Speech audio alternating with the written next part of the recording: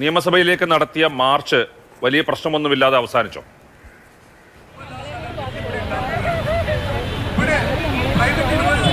രാജീവൻ, തീർച്ചയായും ഈ കേരളം കണ്ട ഏറ്റവും വലിയ സമരം എന്ന് പറയാമെങ്കിലും അല്ലെ, അതിനപ്പുറത്തേക്ക് സ്ത്രീ മുന്നേറ്റത്തിന്റെ സമരം തന്നെയാണ് ഇന്ന് ഇവിടെ നടന്നത്. നിയമസഭയിലേക്കായിരുന്നു. സെക്രട്ടേറിയറ്റ് പടിക്കൽ നിന്ന് നിയമസഭയിലേക്കാണ് 10,000-ഓളം വരുന്ന ആശാപ്രവർത്തകർ മാർച്ച് സംഘടിപ്പിച്ചത്. എന്തായാലും ഈ മാർച്ച് ആശങ്കകളൊന്നുമില്ലാതെ കടന്നു പോയിരിക്കുകയാണ്. എന്തായാലും ഈ പറയുന്ന പോലെ തന്നെ ഇവരുടെ ആവശ്യങ്ങൾ ഉന്നയിച്ചുകൊണ്ട് ഇനിയും വരും ദിവസങ്ങളിലും സെക്രട്ടേറിയറ്റ് നടക്കൽ തന്നെ സമരം മുൻപോട്ട് പോവുകയും ചെയ്യും. എന്തായാലും വിവിധ പ്രദേശങ്ങളിൽ നിന്നെത്തിയ ആശമാർ നമ്മോടൊപ്പം ചേരുന്നുണ്ട്. ഇന്നിപ്പോൾ നിയമസഭാ മാർച്ച് സംഘടിപ്പിച്ചിരിക്കുകയാണ്. നിങ്ങളുടെ അവകാശങ്ങളൊക്കെ അംഗീകരിക്കാൻ പോകുന്നുണ്ട്. ഇന്ന് നിയമസഭയിൽ ഞങ്ങളുടെ അവകാശങ്ങളെ പറ്റി തീർച്ചയായിട്ടും നിയമസഭയിൽ ഇന്ന് ചർച്ചയുണ്ടാകും. ആ സംവിധാനം, ഞങ്ങളുടെ അവകാശങ്ങൾ അവിടെ ചർച്ച ചെയ്യുന്നതിൻ്റെ അടിസ്ഥാനത്തിൽ തീർച്ചയായിട്ടും അത് നമ്മുടെ മുഖ്യമന്ത്രി അത് അംഗീകരിക്കുമെന്നാണ് ഞങ്ങളുടെ ഉറപ്പ്. ആരോഗ്യവകുപ്പ് മന്ത്രി, മുഖ്യമന്ത്രി ഇതൊരു സമരം, ഞങ്ങളുടെ സ്ത്രീകളുടെ സമരമാണെന്ന് കണ്ടുകൊണ്ട് അതിന് വേണ്ട നടപടി എടുക്കണം.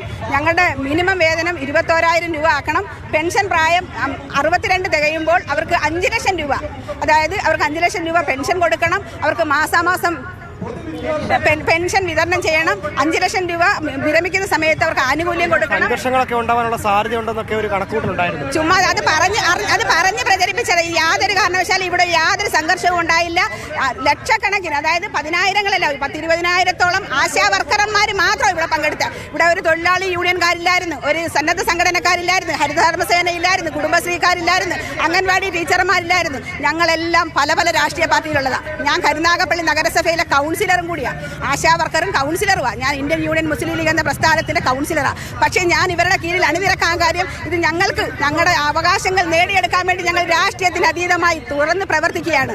മനസ്സിലായോ? അപ്പോൾ അത് പറഞ്ഞതുകൊണ്ട് ഞങ്ങൾക്ക് മിനിമം വേതനം 21,000 രൂപ. ഞങ്ങൾ സാധാരണക്കാരാണ്. ഞങ്ങൾ വരും ദിവസങ്ങളിലും ഇനിയും സമരം മുൻപോട്ട് പോകും. ഇനിയും സമരം ഇത് ഡിമാൻഡുകൾ അംഗീകരിക്കുന്നത് വരെ സമരം മുന്നോട്ട് പോകും. തീർച്ചയായിട്ടും ഞങ്ങളുടെ ഡിമാൻഡുകൾ അംഗീകരിക്കണം. കാരണം ഞങ്ങൾ താഴെത്തട്ടിലെ സമൂഹത്തിലെ ജനങ്ങളുടെ ആരോഗ്യം പരിപോഷിപ്പിക്കുന്ന ജോലിയാണ് ആശാവർക്കർമാരായി ഞങ്ങൾ ചെയ്യുന്നത്. 16 വർഷക്കാലം അല്ലെ 17 വർഷക്കാലം ഞങ്ങളുടെ നല്ല സമയങ്ങൾ ഞങ്ങൾ സമൂഹത്തിന് വേണ്ടി ചിലവഴിച്ചിട്ട് ലാസ്റ്റ് ഞങ്ങൾ ഒന്നുമില്ലാതെ, ഞങ്ങളുടെ ആരോഗ്യം നഷ്ടമായപ്പോൾ ഒന്നുമില്ലാതെ ഞങ്ങളെ വെറുതെ പറഞ്ഞു വിടുന്ന ഒരവസ്ഥയിലേക്ക് കൊണ്ടെത്തിക്കരുത്. അത് ഒരിക്കലും ശരിയല്ല. ഞങ്ങൾക്ക് വേണ്ട എല്ലാ ആനുകൂല്യങ്ങളും തരണം. ഞങ്ങൾ കേരള ഗവൺമെന്റിൽ, കേരളത്തിലാണ് ഞങ്ങൾ വർക്ക് ചെയ്യുന്നത്. അല്ല, ഞങ്ങൾ കേന്ദ്ര ഗവൺമെന്റിന്റെ ജീവനക്കാരായിരിക്കാം, അല്ലെ NHM വഴി വന്നവരായിരിക്കാം. പക്ഷേ ഞങ്ങൾ കേന്ദ്രത്തിൽ നിന്ന് ഞങ്ങളുടെ ഫണ്ട് കൊണ്ടുവന്ന് കേരള ഗവൺമെന്റിന് വിനിയോഗിച്ച് കേരളത്തിലാണ് ഞങ്ങൾ അടിത്തട്ടിൽ നമ്മുടെ കേരളം ഫസ്റ്റ് കേരളം, കോവിഡ് സമയത്ത് ഏറ്റവും ഫസ്റ്റ് കേരളം എന്ന് വിശേഷിപ്പിക്കപ്പെട്ട മാലാഖന്മാരെന്നാണ് ഞങ്ങളെ വിശേഷിപ്പിച്ചത്. പക്ഷേ ഞങ്ങൾക്ക് ഒരു ഗുണവും ഉണ്ടായില്ല. രാജീവ്, എന്തായാലും ഈ 10,000-കണക്കിന് പ്രവർത്തകർ അല്ലെങ്കിൽ ആശാപ്രവർത്തകരാണ് ഇപ്പോൾ ഈ നിയമസഭാ മന്ദിരത്തിന് മുൻപിൽ സമരവുമായി മുൻപോട്ട് പോവുകയും പിന്നീട് പോലീസ് ബാരിക്കേഡ് കെട്ടി അടയ്ക്കുകയും ചെയ്തത്. സംസ്ഥാനത്തിന്റെ വിവിധ പ്രദേശങ്ങളിലായി 10,000-കണക്കിന് ആശാപ്രവർത്തകർ ഇവിടെ എത്തിയിട്ടുണ്ടായിരുന്നു. അവർക്ക് പറയാനുള്ളത് ഒന്ന് മാത്രമേ ഉള്ളൂ.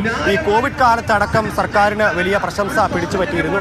അതിലൊക്കെ തന്നെ ആശാപ്രവർത്തകരുടെ പങ്ക്, ഭാഗവാക്ക് വളരെ വലുതാണ്. പക്ഷേ ഇതൊന്നും കാണാതെയുള്ള പ്രവർത്തനമാണ് ഇപ്പോൾ മുൻപോട്ട് പോകുന്നത്. ഇതിൽ ഇവരുടെ നേതാക്കളെ കേന്ദ്രീകരിച്ചുകൊണ്ടും ഈ അപഖ്യാതികൾ പ്രചരിപ്പിക്കുന്നുണ്ട്. അതിൽ സർക്കാരിന് വലിയ പങ്കുണ്ട്. ഇത്തരത്തിൽ സമരം മുൻപോട്ട് പോകുമ്പോൾ, വരും ദിവസങ്ങളിൽ സമരം മുൻപോട്ട് പോകുമ്പോഴും ഇത്തരത്തിലൊരു ഈ പ്രചരണം തുടരുകയാണെങ്കിൽ വീണ്ടും ശക്തമായ നടപടികളിലേക്ക് തന്നെ മുൻപോട്ട് അല്ലെങ്കിൽ സമരം മുൻപോട്ട് പോകാനാണ് തീരുമാനം. എന്തായാലും വീണ്ടും ഇന്നിപ്പോൾ 22-ാം ദിവസമാണ്. ഇനി വരും ദിവസങ്ങളിലും സെക്രട്ടേറിയറ്റ് നടക്കിയ മുൻപിലുള്ള ഈ സമരപ്പന്തൽ ഒരുങ്ങുമെന്നുള്ളതാണ്. പലപ്പോഴായി പോലീസ് ഈ സമരപ്പന്തൽ എടുത്തു മാറ്റുകയും ചെയ്തിരുന്നു. ഇനിയും സമരപ്പന്തൽ ഉയരുകയും ചെയ്യും, നിരവധി പ്രവർത്തകർ എത്തുകയും ചെയ്യുമെന്നുള്ളതാണ്. മുൻപ് പലപ്പോഴായി ആരോഗ്യമന്ത്രി പറഞ്ഞിട്ടുണ്ടായിരുന്നു ഈ പ്രവർത്തകരിൽ നിന്ന് വലിയ കൊഴിഞ്ഞുപോക്കുണ്ടായിട്ടുണ്ട്. SUC എന്ന സംഘടനയാണ് ഇത്തരത്തിൽ ആശാപ്രവർത്തകരെ ശരി, എന്തായാലും മാർച്ച് അവസാനിച്ചിരിക്കുന്നു.